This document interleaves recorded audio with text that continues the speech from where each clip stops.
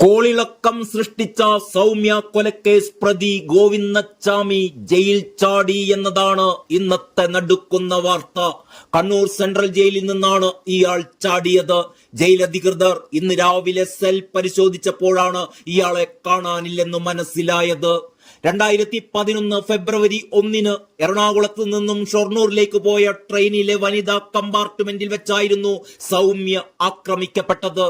തമിഴ്നാട് സ്വദേശിയായ ഗോവിന്ദച്ചാമി സൗമ്യയെ ട്രെയിനിൽ നിന്നും പുറത്തേക്ക് തള്ളിയിട്ട് അതിക്രൂരമായി പീഡിപ്പിച്ച് കൊലപ്പെടുത്തിയെന്നായിരുന്നു പോലീസിന്റെ കണ്ടെത്തൽ.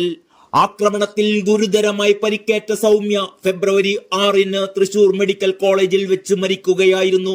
ഈ കേസിൽ വധശിക്ഷയ്ക്ക് വിധിക്കപ്പെട്ടുവെങ്കിലും പിന്നീട് ഗോവിന്ദച്ചാമിയുടെ ശിക്ഷ ജീവപര്യന്തമായി കുറയ്ക്കുകയായിരുന്നു.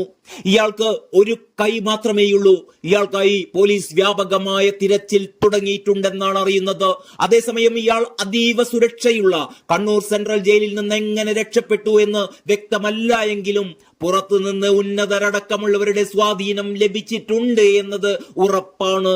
ഗോവിന്ദച്ചാമി ജയിൽ ചാടിയതറിഞ്ഞ് ഞെട്ടിത്തരിച്ചിരിക്കുകയാണ് സൗമ്യയുടെ അമ്മ സുമതി. തന്റെ ശരീരം വിറയ്ക്കുന്നുവെന്നും എത്രയും പെട്ടെന്ന് അവനെ പിടിക്കണമെന്നും അവർ പ്രതികരിച്ചു.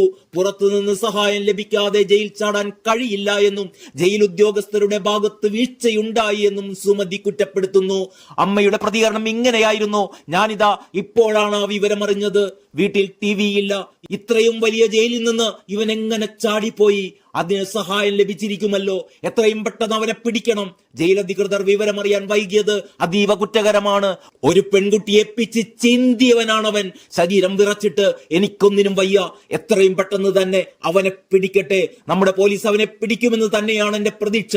ജയിൽ ജീവനക്കാർക്ക് വീഴ്ചയുണ്ടായി, ആ അമ്മ പറയുന്നു. കോളിളക്കം സൃഷ്ടിച്ച സൗമ്യ കൊലക്കേസിൽ വധശിക്ഷ ഇളവ് ചെയ്തതോടെ ജീവപര്യന്തം തടവിന് വിധിക്കപ്പെട്ട് കണ്ണൂർ സെൻട്രൽ ജയിലിൽ കഴിയുകയായിരുന്നു ഇയാൾ.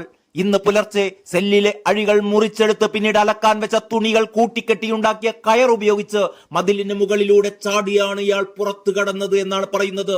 ഇയാൾക്ക് ജയിലിന് പുറത്തുനിന്ന് സഹായം ലഭിച്ചിരുന്നു എന്നത് നിസ്സംശയം പറയാം. പുലർച്ചെ 5 മണിയോടെ സെൽ പരിശോധിച്ച ഉദ്യോഗസ്ഥർക്ക് ഇയാൾ ജയിലിൽ ഇല്ലെന്ന് മനസ്സിലാവുകയായിരുന്നു. എന്നാൽ വിവരം പോലീസിനെ അറിയിച്ചതാവട്ടെ 2 മണിക്കൂർ വൈകി 7 മണിയോടെയും. ഗോവിന്ദച്ചാമി ജയിൽ ചാടിയത് പുലർച്ചെ 1:15 എന്നാണ് CCTV ദൃശ്യങ്ങളിൽ വ്യക്തമാകുന്നത്. അതീവ സുരക്ഷാ സജ്ജീകരണങ്ങളുള്ള ജയിലിൽ തനിച്ച് പാർപ്പിച്ചിരുന്ന സെല്ലിലെ അഴികൾ മുറിച്ചെടുത്താണ് ഇയാൾ പുറത്തു ചാടിയത്. അലക്കാൻ വെച്ചിരുന്ന തുണികൾ കൂട്ടിക്കെട്ടി കയർ പോലെയാക്കി. പിന്നീട് മതിന് മുകളിലുള്ള ഫെൻസിംഗിൽ തുണി കുരുക്കി അതേ തുണി ഉപയോഗിച്ച് ഇയാൾ മതിലിൽ നിന്ന് താഴേക്ക് ഊർന്നിറങ്ങുകയായിരുന്നു. ഈ സമയത്ത് പുറത്തു നിന്നും ഇയാൾക്ക് സഹായം ലഭിച്ചിരുന്നു. ഇതിന്റെ എല്ലാം ദൃശ്യങ്ങൾ CCTVയിൽ പതിഞ്ഞിട്ടുണ്ട്. എന്നാൽ ജയിൽ ഉദ്യോഗസ്ഥർ വിവരമറിഞ്ഞത് രാവിലെ 5 മണിയോടെയാണ് എന്നോർക്കണം. സെല്ലിനകത്ത് ഇയാൾ ഇല്ലെന്ന് കണ്ട് ജയിൽ പരിസരത്ത് ഇയാളെ ഉദ്യോഗസ്ഥർ തിരഞ്ഞു നടന്നു.